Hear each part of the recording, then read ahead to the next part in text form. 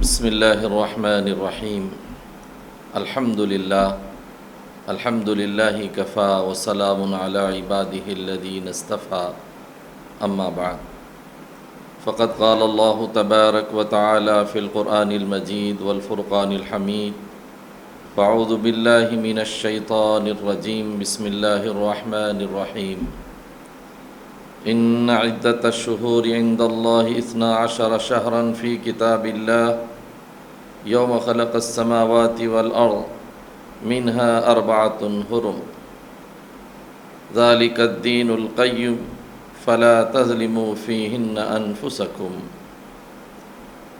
قال النبی صلی اللہ علیہ وسلم من صام یوما من المحرم فلہ لکل یوم 30 یوما وقال افضل الصیام بعد شہر رمضان صیام شہر اللہ المحرم۔ ناظرین و سامعین، اس وقت ہم ماہ محرم الحرام کی نسبت سے اور اس کی فضیلت سے متعلق کچھ باتیں عرض کرنے جا رہے ہیں۔ اللہ رب العزت نے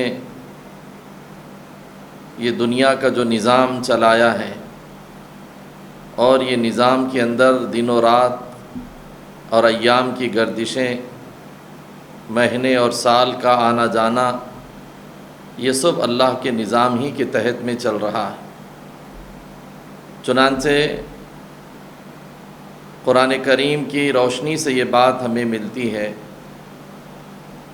کہ سال اور مہینوں کا جو حساب ہے اور انداز ہے، اللہ تبارک و تعالیٰ نے جس وقت کے آسمان اور زمین کو پیدا فرمایا اسی جب سے 12 مہینوں کا سلسلہ بھی جاری ہے۔ اسی لیے فرمایا کہ ان عدت الشہور عند اللہ 12 شہرا، گویا 12 مہینوں کی گنتی اللہ کے پاس پہلے ہی سے موجود ہے اور قرآن نے اس کا تذکرہ بھی فرما دیا ہے۔ پھر اس کے اندر اللہ رب العزت نے 4 مہینوں کو حرمت والا مہینہ فرمایا، منہا 4 حرم۔ ان 12 مہینوں میں 4 مہینے حرمت کے ہیں۔ پیارے آقا سرور کائنات صلی اللہ علیہ وسلم نے ان حرمت کے مہینوں کا تذکرہ فرما دیا اپنے ارشاد عالی کے اندر کہ وہ حرمت والے مہینے کون سے ہیں۔ 3 تو لگاتار ہیں، ذی قعدہ، ذی الحج، محرم، اور ایک رجب المرجب ہے۔ یہ حرمت والے مہینے ہیں، احترام والے مہینے ہیں، قدر والے مہینے ہیں، عزت اور اکرام والے مہینے ہیں۔ گویا ہر دن اور ہر ساعت اور ہر لمحہ یوں تو سب اللہ ہی کے ہیں، لیکن کچھ ایام، کچھ دن، کچھ راتیں اللہ رب العزت نے خود مخصوص فرما دی ہیں اور اس کی فضیلتیں بھی بیان فرمائی گئی ہیں۔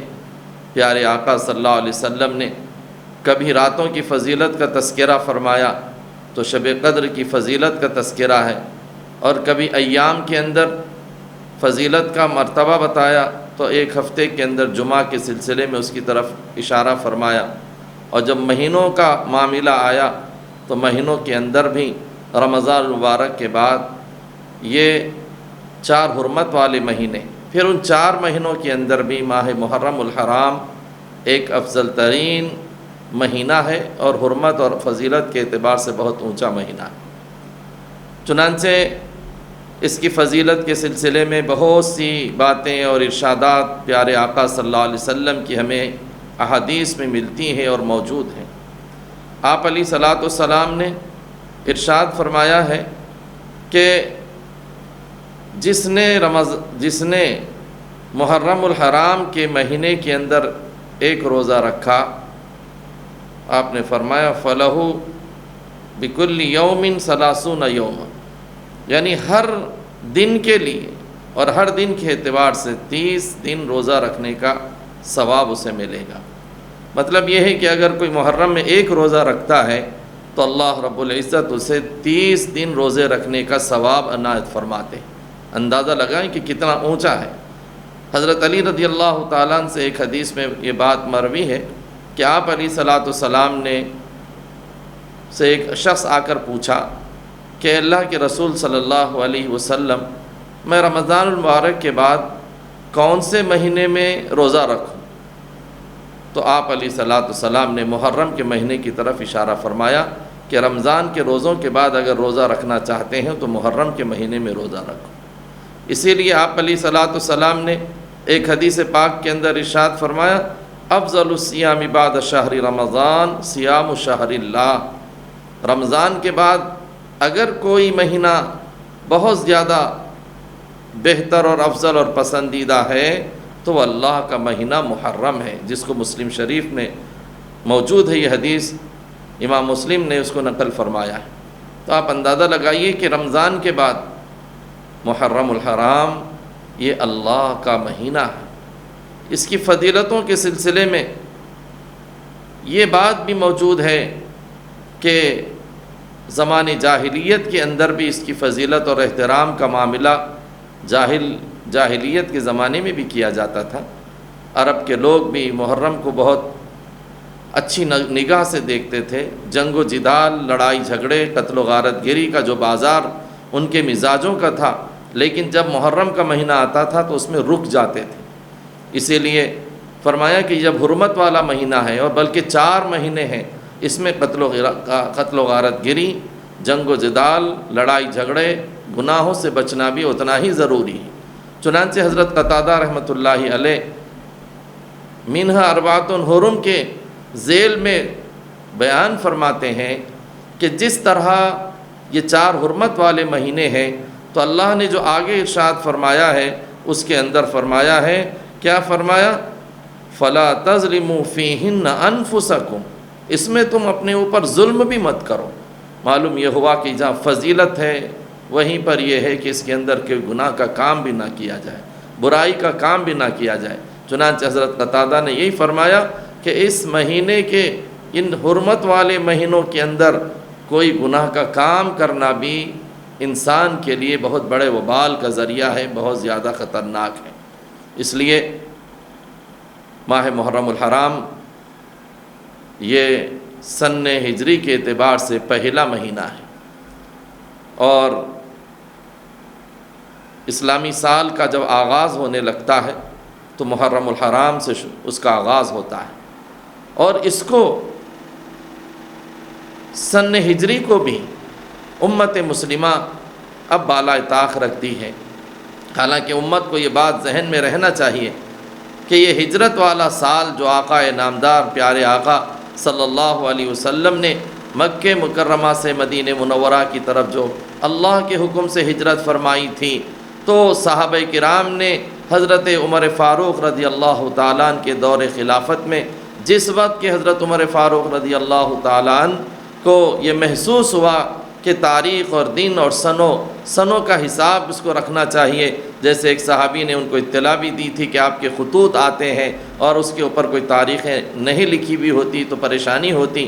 حضرت عمر فاروق رضی اللہ تعالیٰ نے صحابہ کو جمع کر کے یہ بات سامنے رکھی کہ ہم کوئی اسلامی سن متعین کریں، چنانچہ کب سے شروع کیا جائے، کیسے شروع کیا جائے۔ تو اس کے لیے صحابہ نے مختلف رائے دی، پیش کی۔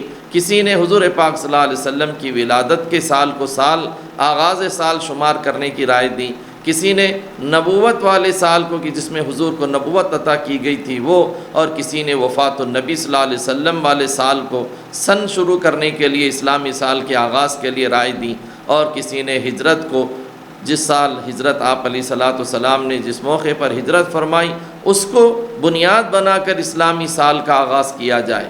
چنانچہ تینوں سے ہٹ کر چوتھی چیز جو ہجرت والا ہے، یہ عمل، یہ حضرت عمر فاروق رضی اللہ تعالیٰ نے صحابہ کی موجودگی میں سن ہجری کو، یعنی ہجرت والے واقعے کے ساتھ آپ نے جب ہجرت فرمائی ہے اس سے اسلامی سال کے آغاز کرنے کو طے کیا گیا۔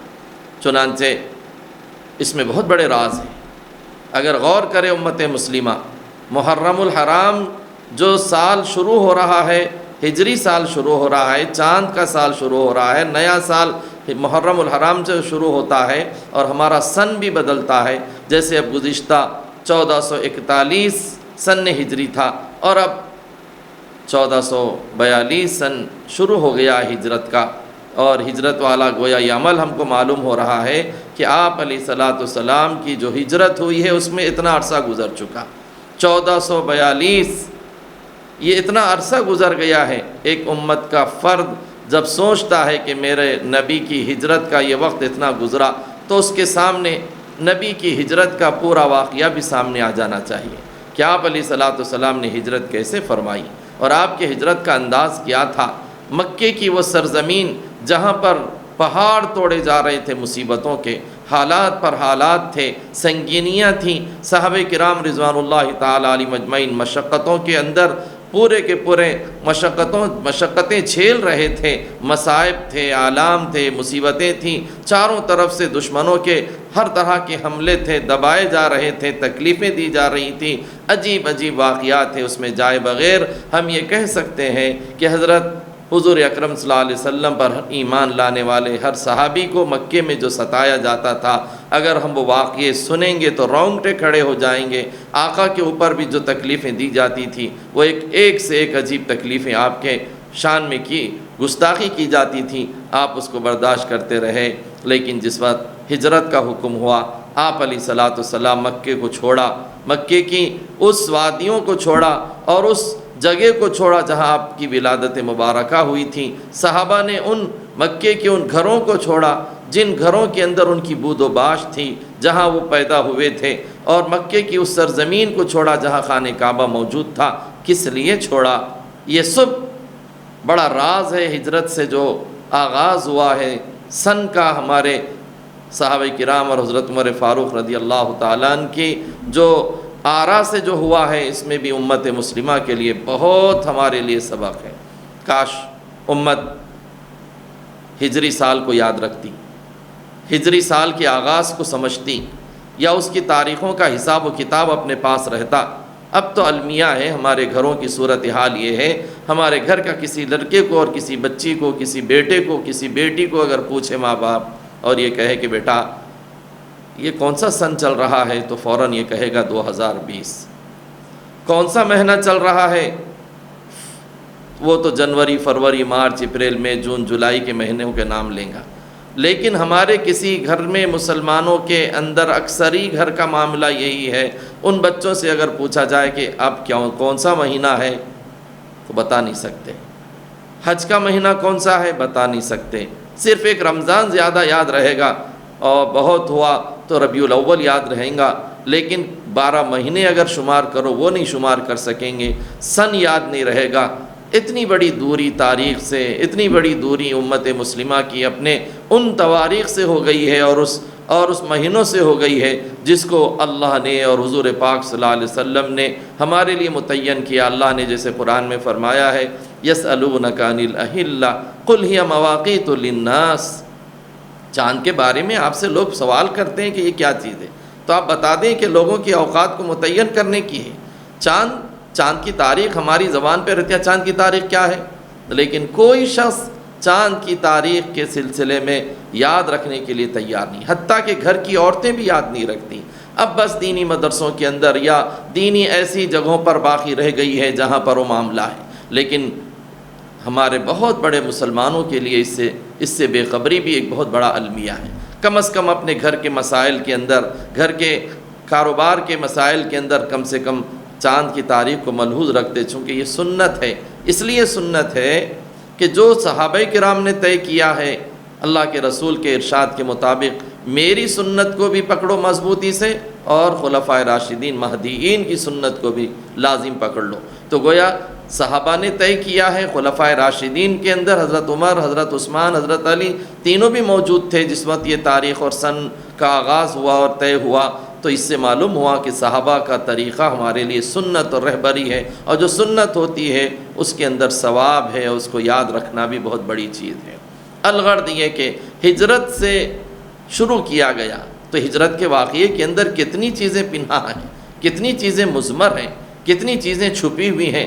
اگر ہم یہ سوچیں کہ جیسے آج یہ شروع ہوا ہے 12 جو ہے ہم جو ہے 12 مہینوں کے اندر محرم الحرام کو جو طے کیا گیا ہے سن ہجری کے اندر پہلا مہینہ ہمارے صحابہ کرام رضوان اللہ تعالی علیہ مجمعین نے، تو اس میں کیا کیا راز ہے؟ سب سے پہلا راز یہ محسوس ہوتا ہے اس کے اندر، یوں دیکھا جائے ہماری اپنی کوتا ذہنی کے اندر اور ہمارے کم علمی اور کم ہمارے جو ہے سوچ کے اندر ہم یہ کہہ سکتے ہیں کہ صحابہ کو جو تکلیفیں مکے کے اندر دی گئی تھی، ہجرت کے ذریعے سے ان کا استقامت معلوم ہوتا ہے کہ تکلیفوں کو جھیلنے کے باوجود ہجرت کے موقع پر ہجرت تک استقامت تھی۔ اور جب اللہ نے حضور پاک صلی اللہ علیہ وسلم کو ہجرت کا حکم دیا تو یاد رکھیں، وہ وقت یاد رکھیں جس وقت قریش مکہ نے، دشمنان اسلام نے، حضور صلی اللہ علیہ وسلم کے دشمنوں نے مشورہ کیا تھا کہ آپ کو نعوذ باللہ کام مکمل کر دیا جائے، آپ کا کام تمام کر دیا جائے۔ آقا صلی اللہ علیہ وسلم پر ان کو یہ مشورہ طے کیا گیا تھا کہ گھر کو گھیر لیا جائے اور ہر قبیلے کا ایک جوان ایک اپنا جو ہے تلوار لے کر ٹھہر جائے، جب نبی صلی اللہ علیہ وسلم نعوذ باللہ نکلیں تو ہم ان کو جو ہے کام مکمل کر دیں۔ اس طرف ان کے عزائم ہیں، ان کی سازشیں ہیں، ان کا انداز ہے، اور ایک طرف اللہ کو یہ دین کو زندہ رکھنا تھا، نبی کی تمام شعاؤں کو تا قیام قیامت تک اللہ تبارک و تعالیٰ اس دین کو چلانا ہے۔ اس لیے اللہ تعالیٰ نے کیسے حفاظت فرمائی، یہ بات ہمیں یہاں سے ملتی ہے، یہ راز ہمیں ملتا ہے کہ آقا صلی اللہ علیہ وسلم مدینہ منورہ نکلنے سے پہلے اس رات کا منظر آپ سنیں، تاریخ میں اور سیرت کی اوراق میں موجود ہے۔ ہم تو اس کو تفصیل میں جائے بغیر اشارتاً یہ کہہ سکتے ہیں کہ چاروں طرف کھڑا ہوا ہے دشمن اور چاروں طرف ننگی تلواریں لے کر کھڑا ہے، اور پیارے آقا اس درمیان سے نکل رہے ہیں، پوری استقامت سے، جرات سے، بہادری سے، مدد الہی سے نکل رہے ہیں۔ سورہ یاسین کی تلاوت کرتے ہوئے درمیان میں سے نکل گئے، دشمنوں کو پتہ تک نہ چلا اور حضور وہاں سے چلے گئے۔ کیا معلوم ہوا اس سے؟ آج بھی امت مسلمہ پر چاروں طرف سے حملے ہیں، آج بھی مکی دور کی طرح پریشانی اور حالات ہے امت مسلمہ پر، چاروں طرف سے حملے ہیں، خارجی حملے ہیں، باطنی حملے ہیں، ظاہری حملے ہیں، داخلی فتنے ہیں، کتنے حملے ہیں امت مسلمہ پر، حکومتوں کے حملے ہیں، انسانوں کی سازشیں ہیں، چاروں طرف سے یہ پلان اور منصوبے بنائے جا رہے ہیں کہ کسی طرح سے اسلام کو مٹا دیا جائے، اسلام کو ختم کر دیا جائے، اسلام اور اسلامی تعلیمات کو بالائے طاق رکھ دیا جائے، اس کو کسی طرح مٹا دیا جائے، سازشیں ہو رہی ہیں۔ ہم کو ہجرت کے اس سن ہجری سے اس طرف بھی ہمیں روشنی ملتی ہے کہ حالات تو بہرحال آئیں گے، تکلیفیں تو بہرحال آئیں گے، لیکن اگر آپ دین پر جمے رہیں گے اور اللہ کی مدد و نصرت کے وہ کام کریں گے جو اللہ کی مدد و نصرت کے ہوتے ہیں، کیا ہوگا؟ حضور تو وہاں سے نکل کر آگے آپ نے اپنا سفر ہجرت کا شروع کر دیا، اور لیکن ہمیں یہاں یہ پیغام ملتا ہے کہ دشمنوں کے نرغے میں سے ہمیں کیسا نکلنا ہے۔ آج بھی امت دشمنوں کے نرغے سے نکل سکتی ہے، اس کے لیے ضرورت یہ ہے کہ ہم دشمنوں کی سازشوں کو سمجھنے کے ساتھ ساتھ اللہ کی مدد کے لینے کے طریقے اور حضور پاک صلی اللہ علیہ وسلم کی سیرت اور اسوے اور آپ علیہ الصلوۃ والسلام کی سنتوں پر چلیں۔ آپ کا طریقہ، آپ کی سنت اور آپ کے ہدایات پر عمل کریں گے تو آج بھی اللہ کی مدد دشمنوں سے اور دشمنوں کی سازشوں سے نکالنے کے لیے ہمارے لیے بہت بڑی رہنمائی اور رہبری کرنے والی ہے۔ لیکن ہم حالات میں شکار تو ہیں، تو نبی جیسے نکلے تو اللہ کی مدد یہ معلوم بتا رہی ہے کہ آج بھی امت کو اللہ کی مدد آ سکتی ہے، شرط یہ ہے کہ نبی کے سچے عاشق بن کر نبی کی صورت اور سیرت کو اختیار کرتے ہوئے اپنی زندگی کو چلائیں گے تو ان تمام سازشی حملوں سے بھی امت نکل سکتی ہے۔ لیکن رونا ہے کہ ہم جتنے حالات آ رہے ہیں اتنے ہی ہم لوگ اللہ اور اس کے رسول کی مدد اور اللہ اور اس کے رسول کی ہدایتوں سے دور ہوتے چلے جا رہے ہیں۔ دوسری بات، ہجرت کے اس سن ہجری کے اس آغاز کے موقع پر میں تھوڑی سی بات عرض کرنا چاہتا ہوں ان فضیلتوں کے ساتھ میں کہ اتنا بڑا ہجرت کا اگر ہم ہجری سن کو یاد رکھیں گے امت، تو ایک بات یہ بھی معلوم ہوگی کہ حضرت علی رضی اللہ تعالیٰ نبی کے بستر پر آرام فرما رہے تھے اس رات میں، امت کو ایک پیغام مل رہا ہے کہ نبی کی بات کے اندر کتنی وثوق کے ساتھ صحابہ کرام عمل کرتے تھے، کتنا دل و جان سے اس کو یقین کے درجے میں کتنا ان کا یقین رہتا تھا۔ دنیا ٹل سکتی ہے، آسمان و زمین گر سکتا ہے، پہاڑ اپنی جگہ سے ٹل جائیں گے اور ریزہ ریزہ ہو سکتے ہیں، لیکن آقا صلی اللہ علیہ وسلم کی زبان مبارک سے نکلی ہوئی بات اور آپ کا ارشاد کبھی اس کے اندر کسی طرح کی کمی زیادتی کی نہیں ہوں گی، اور وہ خلاف واقعہ بھی نہیں ہو سکتی۔ اتنا یقین غالب تھا صحابہ کو، اس کی وجہ سے ہر جگہ اللہ نے انہیں کامیاب کیا۔ اور آج ہمارے سامنے رسول اللہ صلی اللہ علیہ وسلم کی حدیث ہیں، آپ کی سیرت ہے، آپ کے واقعات ہیں، آپ کی باتیں ہیں، یقین ہی نہیں ہے امت کو، یقین کرنے کو تیار نہیں۔ ایسا بھی بولے ہوں گے حضور، یا ایسا کریں گے تو ٹال مٹول کر کے اس کو چھوڑ دینا ہے۔ حضرت علی رضی اللہ تعالیٰ عنہ فرماتے ہیں کہ اس رات میں بہت اطمینان سے سویا جس رات میں حضور ہجرت کے لیے ہجرت کا سفر کا آغاز کیا تھا، اور یہ فرمایا تھا علی یہ امانتیں ہیں اور امانتیں میں تمہارے حوالے کر رہا ہوں، یہ مکے کے لوگوں کی امانتیں حوالے کر کے تم واپس آ جانا۔ تو آپ علیہ الصلوۃ والسلام نے جیسے ہی کہا کہ واپس آ جانا تو انہوں نے یہ یقین کر لیا کہ اب مجھے کوئی تکلیف نہیں پہنچا سکتا، کوئی دشمن نہیں تکلیف پہنچا سکتا۔ اتنا آرام اور اتنی راحت محسوس ہوئی کہ اس سے زیادہ سکون کبھی مجھے نہیں ملا نیند کے اندر۔ کیوں؟ اس لیے کہ جب نبی کہہ دیے کہ دے کر آنا ہے تو ضرور میں یہاں سے جاؤں گا، مجھے کوئی نقصان نہیں پہنچائے گا۔ یقین دیکھیے، آج یقین کی کمی نتیجہ ہے۔ تو اگر ہم ہجرت کے مہینوں کا اور ہجرت کو سامنے رکھتے، اسی لیے بہت اس طرح حضرت ابوبکر صدیق کی محبت کے واقعات ہجرت کے اس میں ملیں گے۔ راستہ چل رہے ہیں، حضرت ابوبکر صدیق رضی اللہ تعالیٰ عنہ حضور پاک صلی اللہ علیہ وسلم کے ساتھ میں ہے، غار ثور کے اندر جا کر پناہ لی گئی اور وہاں پر موجود ہیں، اور وہاں کی جو صورتحال ہے مجھے اس کی تفصیل میں جائے بغیر حضرت ابوبکر صدیق کی محبت اور عشق کو بتانا ہے۔ اگر امت کو ہجرت کے سال یاد رہیں یا ہجری واقعہ، اگر ہم لوگ محرم الحرام کے مہینے کے اندر فوراً خیال ہوا کہ سن ہجری تبدیل ہو رہی ہے اور ہجرت کہتے کسے ہیں، اس میں کیا کیا واقعات پیدا ہوئے ہیں، تو ہمارے دلوں میں بھی حضور سے محبت کا جذبہ پیدا ہوگا۔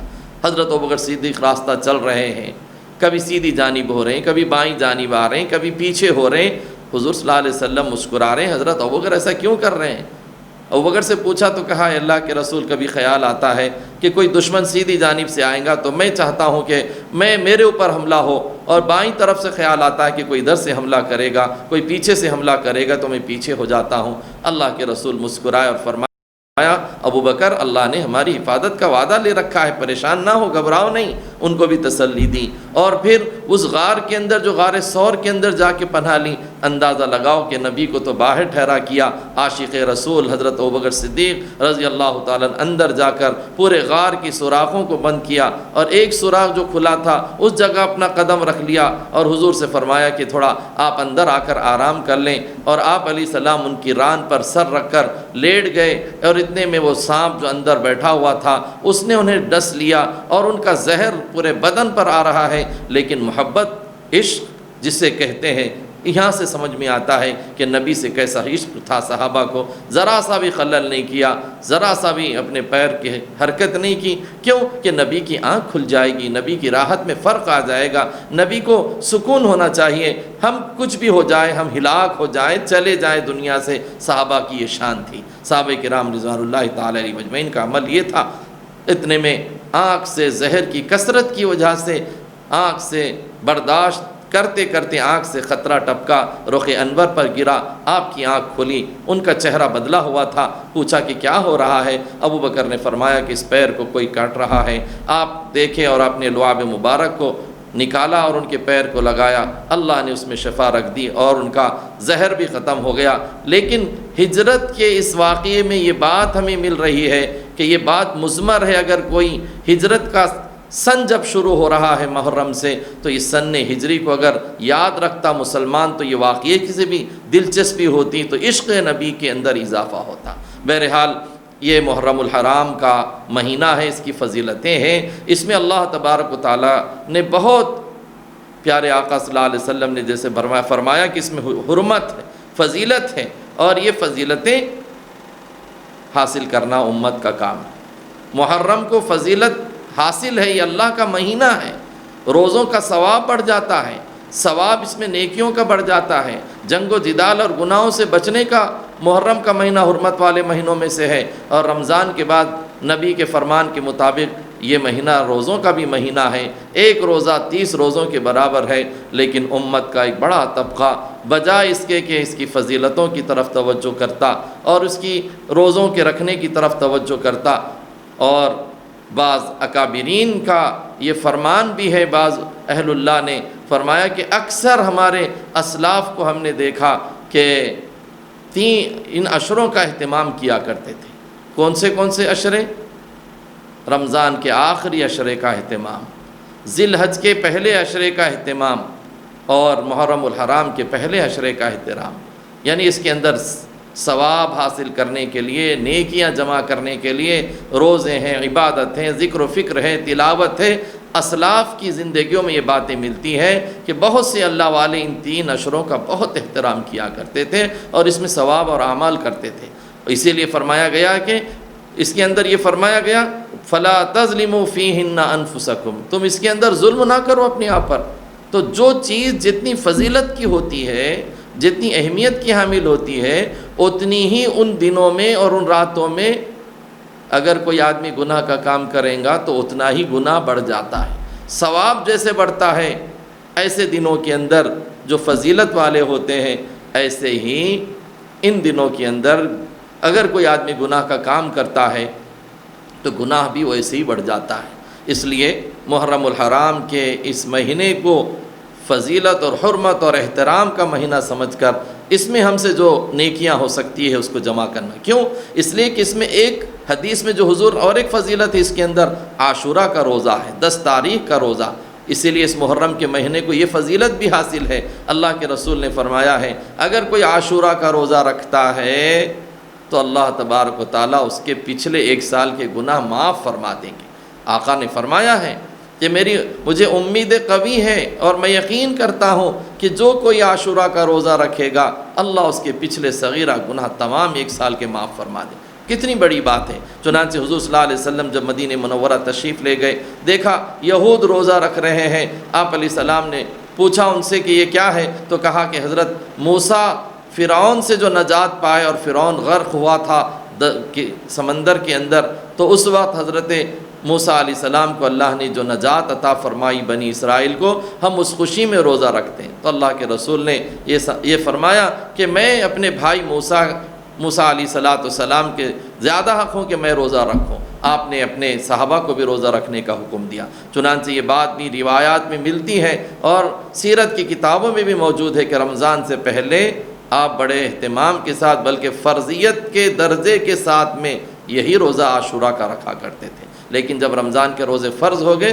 تو عاشورہ کے روزے کی فرضیت کو ختم فرما کر وہ جو تاکید فرمائی تھی آپ نے صحابہ کو رکھنے کی، پھر وہ تاکید ختم کر دی عاشورہ کے روزے کی۔ بلکہ آپ کے سامنے یہ بات بھی آئی کہ اللہ کے رسول صحابہ نے عرض کیا کہ یہود 1 دن کا اس دن روزہ رکھتے ہیں، تو آقا صلی اللہ علیہ وسلم نے فرمایا یہود کی مخالفت کرو، عاشورہ کا روزہ رکھو اور یہود کی مخالفت کرو۔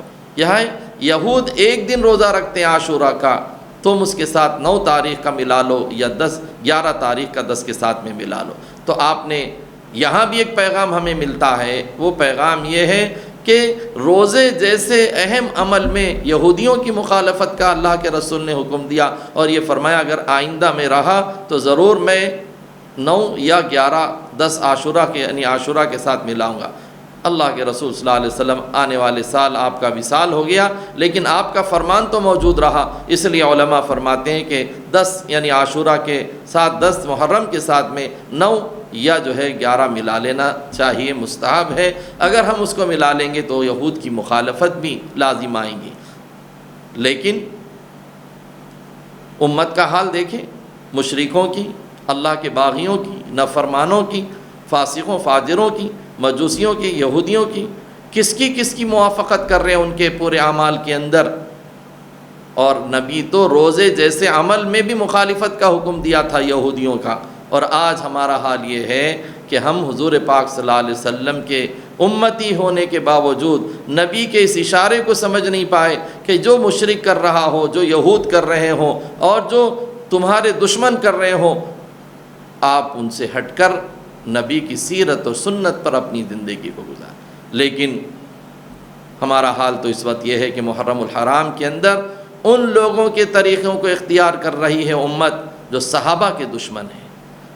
اس کو محرم الحرام کو فضیلت کا مہینہ سمجھنا چاہیے، حرمت کا مہینہ سمجھنا چاہیے، گناہوں سے، بدعات سے، خرافات سے، فسق و فجور سے بچنا چاہیے۔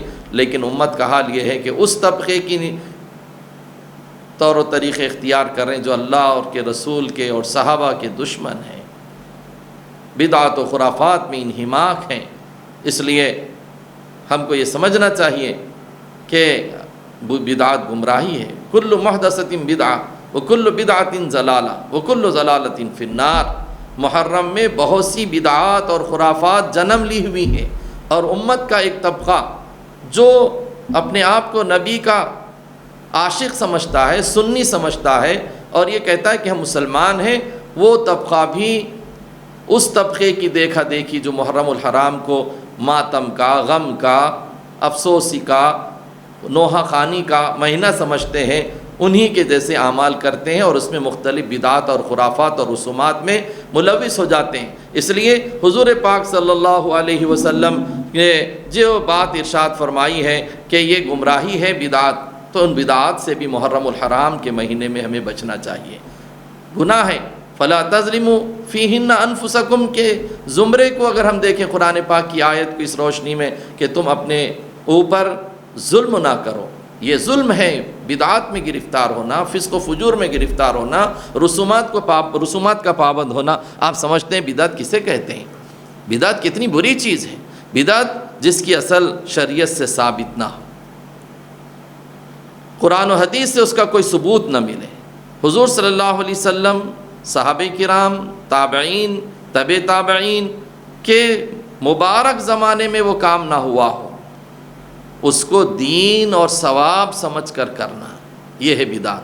دین اور ثواب سمجھ کر کرنا، یہ عقیدہ رکھنا کہ ہم یہ کام کر رہے ہیں، اس میں ثواب ملے گا، یہ کام کر رہے ہیں، یہ دین کا تقاضا ہے، اسی کو بدعت کہا جاتا ہے۔ اسی لیے بدعت کے مقابلے میں سنت کے مقابلے میں بدعت بولی جاتی ہے۔ سنت ایک عظیم عمل ہے جو نبی کی سنتیں ہیں۔ اس لیے ابن حجر عسقلانی رحمۃ اللہ علیہ نے فرمایا ہے بدعت اصل میں اس چیز کو کہتے ہیں جو بغیر کسی سابق مثال اور نمونے کے ایجاد کی گئی ہو، اور اللہ اور شریعت میں بدعت کا اطلاق سنت کے مقابلے میں بولا جاتا ہے، لہٰذا وہ مذموم ہے، بدعت مذموم ہے، قابل اعتناء ہے، اس کی طرف نہیں جانا چاہیے، چھوڑ دینا چاہیے۔ اسی طرح دوسری اور کتابوں کے اندر البدایہ والنہایہ، عمدۃ الفقہ وغیرہ کے اندر بھی یہ بات ہمیں ملتی ہے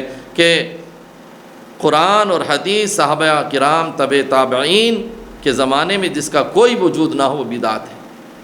محرم الحرام کے اندر صحابہ کے اندر کوئی ایسا معاملہ نہیں تھا کہ محرم کے مہینے کو نعوذ باللہ وہ منحوس سمجھتے تھے، اور آج امت اس کو منحوس سمجھ رہی ہے، محرم الحرام کے مہینے کو منحوس سمجھتے ہیں۔ محرم شروع ہوتے شادی کرنا، تقریبات کرنا، خوشیاں منانا سب ختم، اور یہ سمجھتے ہیں کہ اس میں کوئی خوشی کا کام نہ ہو، شادی نہ ہو، شادی کی بات چیت نہ ہو، شادی کے مسائل حل نہ ہو۔ نہیں بھائی، محرم الحرام ہے۔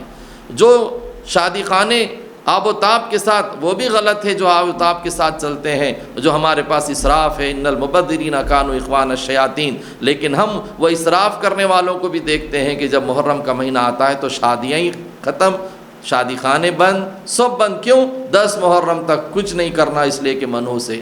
اللہ کے بندو، جو مہینہ حرمت کا ہو، عظمت کا ہو، برکتوں کا ہو، ثواب کا ہو، نبی کی محبت کا ہو، اللہ کا مہینہ ہو، اور اس کو امت جو ہے منحوس سمجھ لی، کہاں سے آئی یہ بات؟ یہ روافض کی طرف سے آئی ہے۔ کیوں؟ اس لیے کہ انہوں نے اس کو منحوس کا، ماتم کا مہینہ سمجھا۔ اس کے اندر ایک رسم اور بدعت اور خرافات ہی نہیں بلکہ شرک کے درجے میں تک یہ ہے کہ اس کو ماتم کا مہینہ سمجھ کر ماتم کیا جاتا ہے۔ حالانکہ اللہ نے قرآن میں فرمایا وَلَا تَقُولُوا لِمَن يُقْتَلُ فِي سَبِيلِ اللَّهِ أَمْوَاتٌ، لوگ جو شہید ہو گئے ہیں اللہ کے راستے میں انہیں مردہ مت کہو، وہ تو زندہ ہیں، بل احیاء ولکن لا تشعرون، وہ تو زندہ ہیں۔ کافر ہیں جو منکر ہیں حیات شہداء کے، ہم زندہ جاوید کا ماتم نہیں کرتے، ہم زندہ جاوید کا ماتم نہیں کرتے۔ گویا اللہ تبارک و تعالیٰ کے قرآن کے اندر یہ بات موجود ہے کہ وَلَا تَقُولُوا لِمَن يُقْتَلُ فِي سَبِيلِ اللَّهِ أَمْوَاتٌ، اور روافظ کا دیکھا دیکھی امت، روافظ حضرت حسین رضی اللہ تعالیٰ عنہ کی شہادت کو اور کربلا کے اندر شہید ہونے والے حضرت حسین رضی اللہ تعالیٰ عنہ کے افراد خاندان کو، اس کو بیس بنا کر اس مہینے کو ماتم کا مہینہ قرار دے کر منحوس مہینہ بنا دیا ہے، اور امت کا ایک طبقہ ان کا دیکھا دیکھی جہالت کی وجہ سے، نادانی کی وجہ سے ایسے ہی سمجھنے لگ گیا ہے۔ ایک تو یہ ماتم کا مہینہ نہیں ہے، یہ حرمت کا مہینہ ہے، عظمت کا مہینہ ہے۔ ماتم کسے کہتے ہیں؟ ماتم کرنا، نوحہ خوانی کرنا، حضور پاک صلی اللہ علیہ وسلم نے فرمایا کہ ایک رسم یہ ہے جو لوگ کرتے ہیں، اس کو دیکھنے کے لیے جاتے ہیں، نوحہ خوانی کو دیکھنے جاتے ہیں۔ اللہ کے رسول صلی اللہ علیہ وسلم نے فرمایا ہے، حضرت ابو سعید خدری رضی اللہ تعالیٰ عنہ راوی ہیں، فرماتے ہیں کہ حضور صلی اللہ علیہ وسلم نے لعنت فرمائی ہے نوحہ کرنے والے پر اور نوحہ کرنی والی پر، اور یہ فرمایا نوحہ سننے والی پر بھی اللہ کی لعنت ہے۔ پھر ایک اللہ کے رسول صلی اللہ علیہ وسلم نے یہ بھی ارشاد فرمایا ہے کہ جو کفر کی دو خصلتیں ہیں، کفر کی دو خصلتیں ہیں، آپ نے فرمایا کفر کی دو خصلتیں، ایک حدیث میں ارشاد فرمایا کیا؟ ایک خصلت تو یہ ہے کہ طعن کرنا، اور ایک خصلت ہے کفر کی۔ آپ علیہ الصلوۃ والسلام نے فرمایا کہ وہ خصلت کیا ہے؟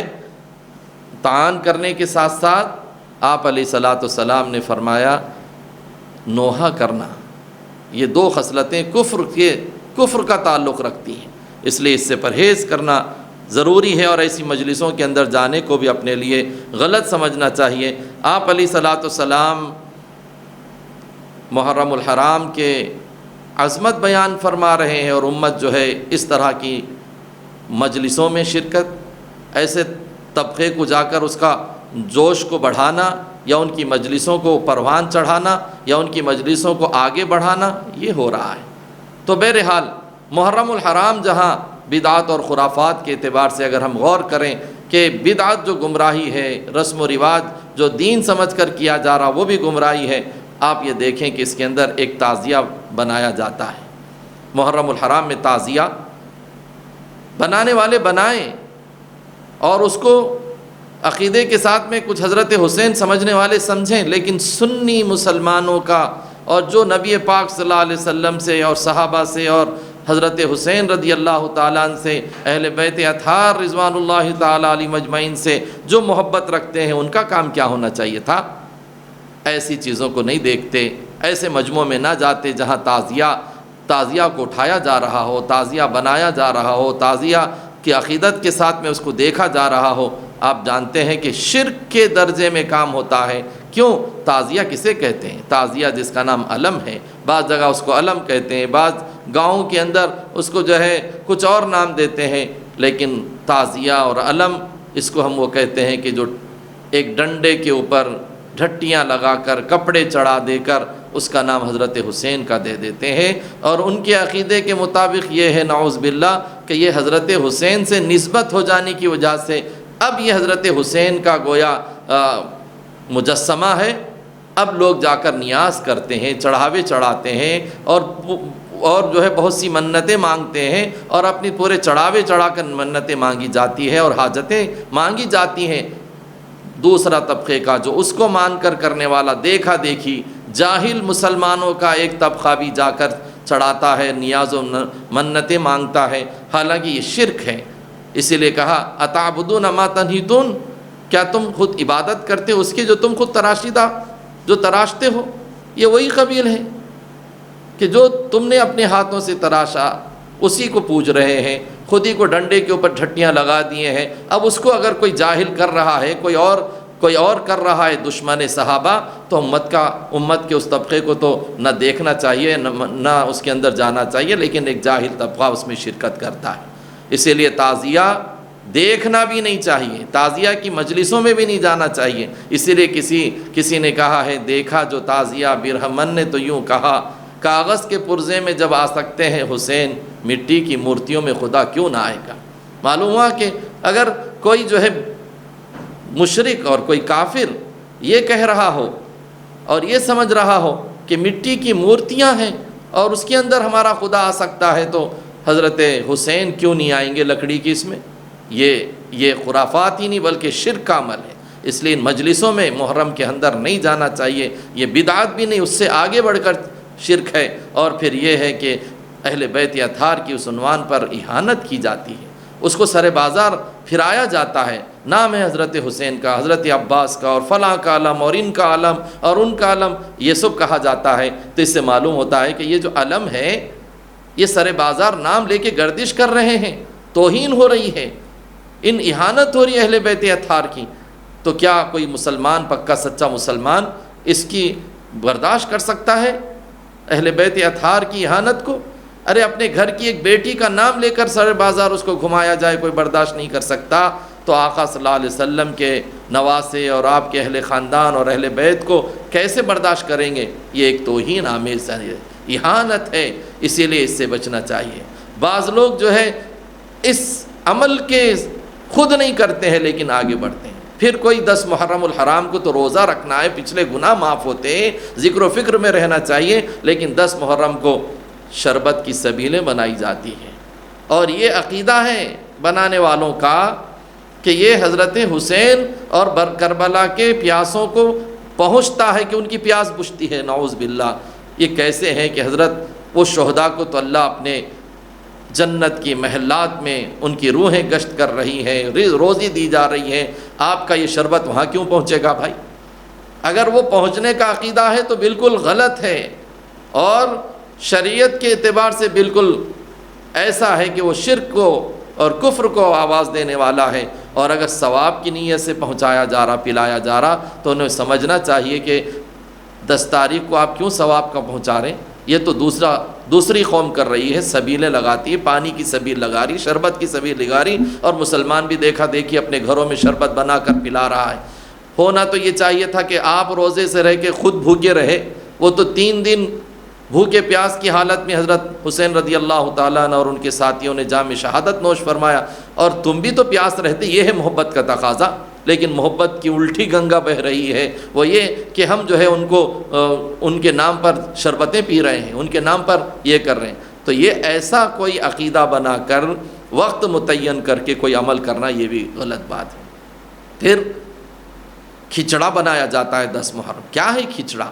البدایہ والنہایہ میں یہ بات موجود ہے کہ کھچڑا خوارج نے حضرت حسین رضی اللہ تعالیٰ عنہ کی شہادت کی خوشی میں مختلف اناج ڈال کر انہوں نے اس کو بنایا، اور اس کا نام ہم نے کھچڑا رکھ لیا۔ ناواقفیت میں ہم سمجھ رہے ہیں کہ ہم بہت اچھا کام کر رہے ہیں۔ امت کا ایک طبقہ مسلمانوں کا وہ بھی کھچڑا بنا رہا ہے، اس دن قبولی بنا رہا ہے، کیا بنا رہا ہے، اور یہ سمجھ رہا ہے کہ میں اچھا ثواب کا کام کر رہا ہوں۔ یہ بدعت ہے، خرافات ہے، اور یہ گمراہی کا ذریعہ ہے اور گمراہی میں لے جانے والی چیز ہے۔ اور قصہ مختصر یہ کہ بعض لوگ اس طرح عمل کر رہے ہیں، اس کے اندر کھچڑا بنانا، دم کے روٹ۔ اب تو مسلمان بڑے بڑے جو ہے بیکری والے گھی میں تر بتر دم کے روٹ ہیں، یہ سمجھا جاتا ہے اور لوگوں کو آواز دی جا رہی، حالانکہ یہ کس کا عمل ہے؟ دم کے روٹ کیا چیز ہے 10 محرم کو؟ کیا تعلق ہے قرآن و حدیث سے؟ کیا تعلق ہے صحابہ سے؟ لیکن کھانا ہے تو آپ بعد میں بنا کر کھائیں۔ لیکن جیسے شاہ محدث دہلوی رحمۃ اللہ علیہ نے فرمایا، وقت متعین کر کے، دن متعین کر کے اگر کوئی چیز کھانے پینے کی بھی کی جا رہی ہو تو وہ بھی گناہ ہے، اس لیے کہ وقت متعین کرنا یہ بدعت ہو جاتی ہے۔ اس لیے کوئی دم کا روٹ ہے، کوئی قبولی ہے، اور کوئی کھچڑا ہے، اور کوئی پانی کی سبیلیں ہیں، یہ سب خرافات ہیں جو اس موقع پر گھڑی گئی ہیں، عقیدے کے اعتبار سے خراب ہے۔ اس لیے ہر بدعت کو گمراہی بتایا گیا ہے، ہر بدعت ہر گمراہی سے بچنا ہماری ذمہ داری ہے۔ تو محرم الحرام کے مہینے کو نہ منحوس سمجھیں، نہ ماتم کا مہینہ سمجھیں، بلکہ یہ حرمت کا، عزت کا، عظمت کا، ثواب کا، نیکیوں کا، بھلائیوں کا، خیر کا، نبی پاک صلی اللہ علیہ وسلم کے ارشادات عالی میں جو مہینہ رمضان کے روزوں کے بعد بہترین روزہ رکھنے کا ہے، اسی طرح کوئی ماتم کے لیے لباس پہننا، کالے لباس پہن کر گھوم رہے، دیکھا دیکھی کالا لباس پہن رہے ہیں مسلمان بعض نوجوان، حالانکہ من تشبہ بقوم فہو منہم، جو کسی قوم کی مشابہت اختیار کرتا وہ انہی میں سے ہوگا۔ صحابہ کے دشمن ہیں یہ جو کالے کپڑے محرم الحرام میں پہنتے ہیں۔ اما جان عائشہ صدیقہ رضی اللہ تعالیٰ عنہ کے دشمن ہیں، شیخین کے دشمن ہیں، بس وہ تو پورے صحابہ کو کافر اور جو ہے گستاخانہ انداز سے پیش آتے ہیں، اور ان کی جو ہے مجلسوں کے اندر یہ سب بکواس ہوتی ہے، اور امت ہے کہ کالے کپڑے پہن رہی ہے اور سمجھ رہی ہے کہ ہم ماتم کر رہے ہیں۔ آپ کو معلوم ہے ایک مرتبہ حضور صلی اللہ علیہ وسلم کے زمانے میں ایک جنازہ جا رہا تھا، اور جنازے کے اندر جانے والے اس زمانے میں ماتم کا اور غم کا کوئی ماحول تھا، چادر انہوں نے نکال ڈالی تھی اور اس طرح ماتم کر رہے تھے، گزر رہے تھے۔ اللہ کے رسول صلی اللہ علیہ وسلم کی نظر پڑی تو اللہ کے رسول نے فرمائے یہ کیا ہے؟ میرا دل چاہتا ہے کہ میں بد دعا کروں اور تمہارے چہرے مسخ ہو جائیں۔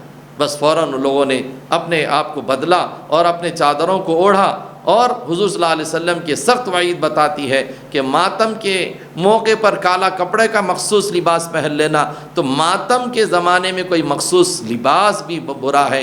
کالا لباس فی نفسی ہی کوئی غلط نہیں، کھانا پینا کوئی غلط نہیں ہے، لیکن اس کو دن اور کسی چیز کی مشابہت میں کرنا یہ گناہ ہے۔ اس لیے کہ اللہ کے رسول نے فرمایا من تشبہ بقوم فہو منہم، اگر ہم صحابہ کے دشمنوں کے ساتھ مشابہت اختیار کریں گے تو انہی کے ساتھ اٹھائے جائیں گے۔ اس لیے محرم الحرام کے اندر جو طبقہ اپنے عقیدوں کے اعتبار سے کچھ کر رہا ہوگا تو ہم تو بچنے کی کوشش کریں، اور ہم اپنے آپ کو بچائیں، اپنی اولاد کو بچائیں، اپنے بچوں کو ایسی مجلسوں میں جانے سے روکیں اور ایسی خرافات کی محفلوں میں جانے سے روکیں تاکہ ان کو آگے بڑھنے کا ہمارا ذریعہ نہ بنے۔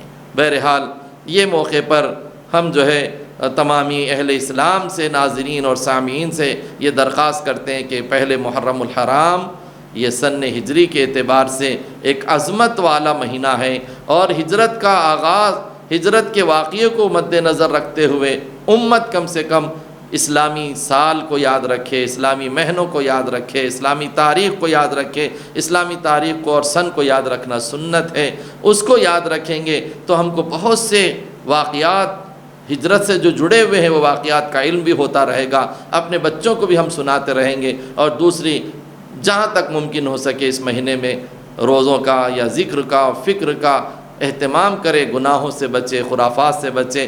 اللہ کرے کہ ہم کو اس مہینے کی عظمتوں کو اللہ سمجھنے والا بنائے، اور اپنی زندگیوں میں ہجرت کے واقعے کی جو بہت سی چیزیں پوشیدہ ہمارے سامنے مل سکتی ہیں اس کو تلاش کر کے جب ہمارا سن ہجری شروع ہو رہا ہے تو اس وقت ہجرت کے واقعے کو بھی سامنے رکھ کر نبی سے محبت اور عشق کے تعلق کو زیادہ سے زیادہ اپنے دلوں میں پیدا کرنے کی کوشش کریں، اور صحابہ کی جو محبت اس وقت نظر آتی ہے وہ دیکھیں کہ آپ مدینہ منورہ تشریف لے گئے تو وہاں انصار نے کیسا استقبال کیا، اور انصار نے پورے جانے والے صحابہ کے ساتھ میں جو محبت کا، مودت کا، الفت کا، مکہ چھوڑ کر مدینہ گئے تھے صحابہ، حضور گئے تھے، وہاں کیسا استقبال ہوا۔ تو ہم ایک دوسرے سے محبت کا، مودت کا، الفت کا ماحول پیدا کریں، بھائی چارے کا، محبت کا پیدا کریں، مسلمان ایک دوسرے کے اندر کی نفرتوں کو دور کریں۔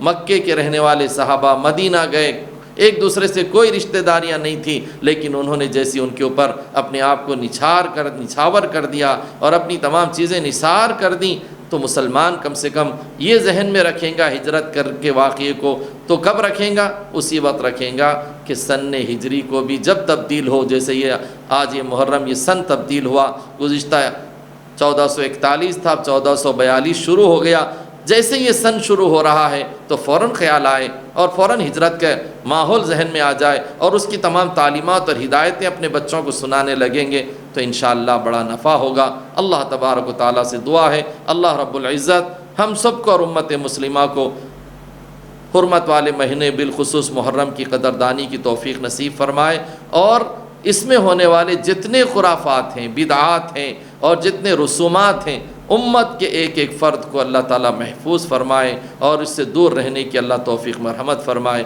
وآخر دعوانا الحمدللہ رب ہے ہند میں انوکھا مرکز تحفظ دین، یہ دین کا ترجمہ ہے مرکز تحفظ دین۔